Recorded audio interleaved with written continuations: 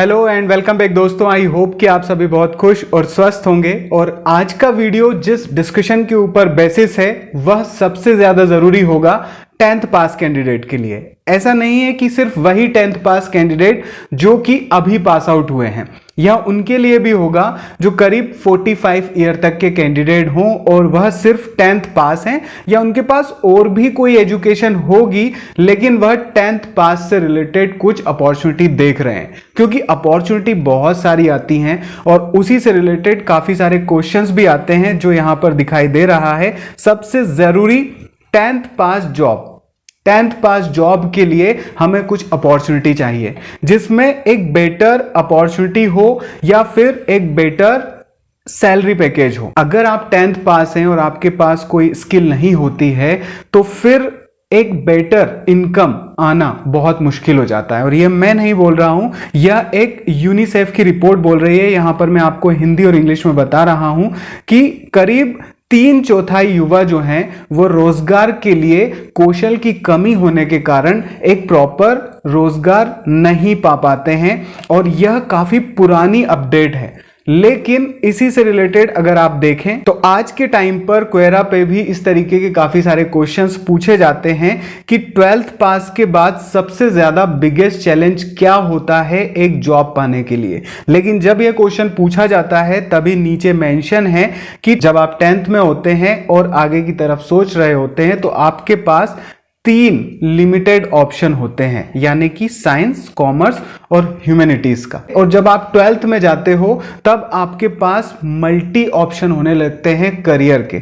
लेकिन जब आप 10th में होते हो तो आपके पास इस 10th होते हो या 10th पास हो जाते हो तो आगे के लिए एक रिस्ट्रिक्टेड ऑप्शन होते हैं, जिसकी वजह से आगे चल करके जॉब के लिए या स्किल के लिए बहुत ज्यादा दिक्कत का सामना करना पड़ता है। और अगर आप एक एज को क्रॉस कर चुके हो, यानी कि 25 to 45 ईयर के बीच में कैंडिडेट हो, तो फिर सबसे ज्यादा जरूरी हो जाता है कि क्या मैं आगे करूं। 10th पास के बेसिस पर तो जॉब नहीं मिलना है, तो फिर मैं आगे क्या करूं। क्योंकि अगर आप एक कैंडिडेट होते हो इस तरह से और आपके पास सिर्फ और सिर्फ एक मार्कशीट है आपकी, यानी 10th की मार्कशीट है, तो फिर दिक्कत यह है कि सिर्फ 10th बेसिस के मार्कशीट के बेसिस पर कोई आपको जॉब प्रोवाइड नहीं करता है, जब तक कि एक हाथ में मार्कशीट हो और दूसरे हाथ में आपके पास स्किल प्लस सर्टिफिकेशन हो। वह स्किल तो हो लेकिन उसके साथ साथ उस स्किल का सर्टिफिकेशन भी हो।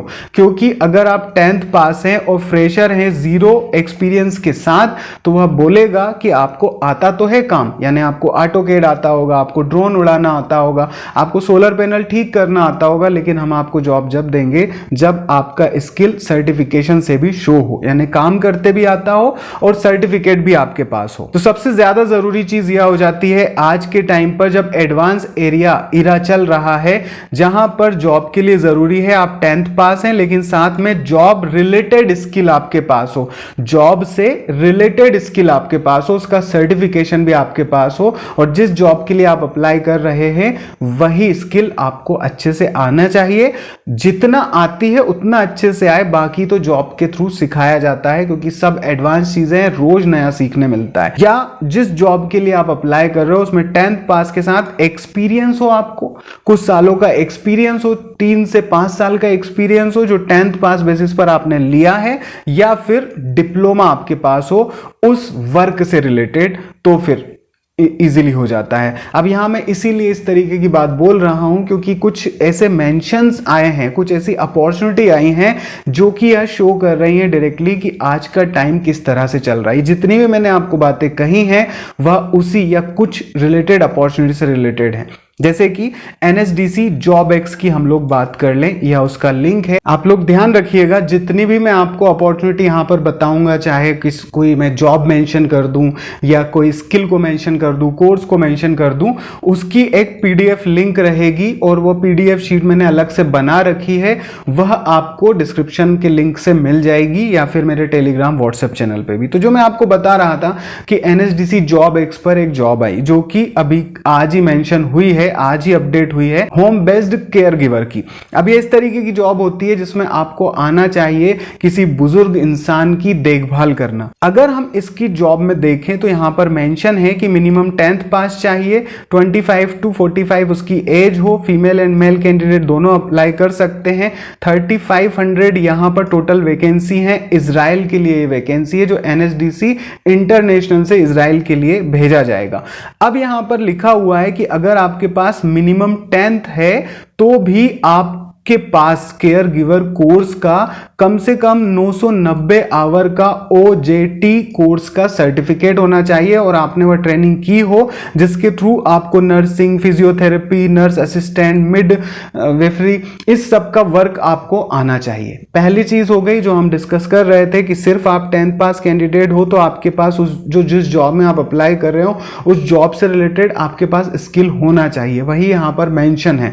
और अगर आपके पास 10th पास है या तो फिर कोई डिग्री हो उससे रिलेटेड या फिर आपके पास एक्सपीरियंस हो, तब आपको एक अच्छी अर्निंग, एक अच्छी इनकम मिल सकती है। क्योंकि यहां पर जो इजराइल के रुपीस में बताया जा रहा है उसको इंडियन में कन्वर्ट किया जाए तो 2 लाख रुपए पर मंथ की ये सैलरी पर जॉब है 10th पास के लिए, लेकिन उसके पास या तो स्किल हो या उससे रिलेटेड सर्टिफिकेशन हो। बात आपको शायद समझ आ रही होगी कि अगर हम सिर्फ 10th पास हैं तो हम जॉब ना ढूंढें, सबसे पहले हम स्किल उस जॉब से रिलेटेड ले लें और फिर अप्लाई करें तो हमारे लिए इनकम बेसिस पर भी बेनिफिट होगा।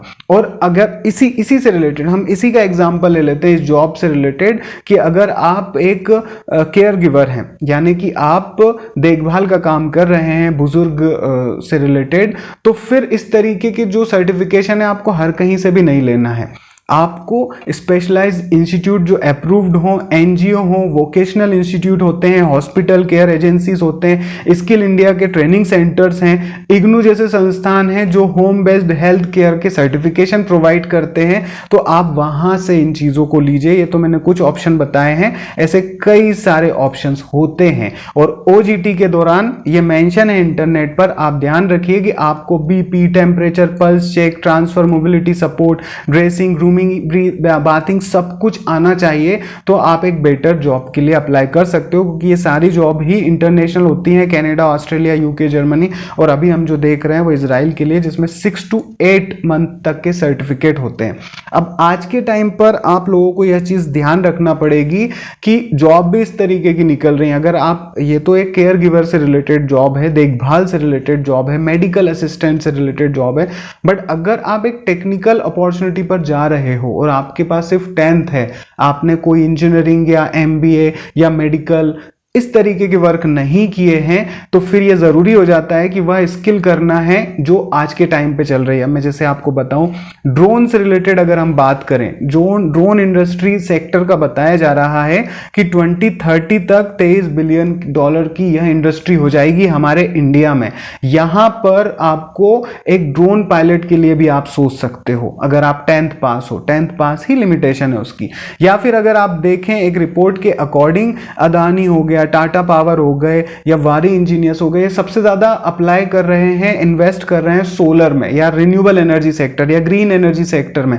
10th पास लेवल पर एलिजिबल होते हैं ग्रीन सेक्टर के लिए, आप वहां अप्लाई कर सकते हो। या EV का फ्यूचर अगर आप देखें 2030 तक ये और ग्रो होना है। 5 साल तक का डाटा लोग यहां पर शेयर कर रहे हैं, लेकिन उससे भी ज्यादा जरूरी हो जाता है। अगर आप एक ब्लॉग देखें जो टाटा से रिलेटेड ही था, वह ब्लॉग यह है कि सोलर EV चार्जिंग, यानी कि अब EV के लिए सोलर इंटीग्रेटेड इलेक्ट्रिसिटी को सप्लाई किया जा रहा है, इस पर वर्क किया जा रहा है। तो अगर आप वर्क करना चाहते हो तो 2 स्किल को भी आज के टाइम पर ले सकते हो। अगर आप ड्रोन ले रहे हो तो आप ग्रीन एनर्जी की भी स्किल ले लीजिए, तो आप 2 जगह अप्लाई कर पाएंगे। और जहां जिन भी सेक्टर में या जिन भी कंपनी में 2 तरीके के सेक्टर वर्क कर रहे हैं, मान लीजिए ड्रोन एंड EV या EV एंड ग्रीन एनर्जी या ग्रीन एनर्जी एंड ड्रोन, तो आप उसके लिए इजीली एलिजिबल हो जाओगे और काम करते करते आप हायर एजुकेशन की तरफ चले जाइए।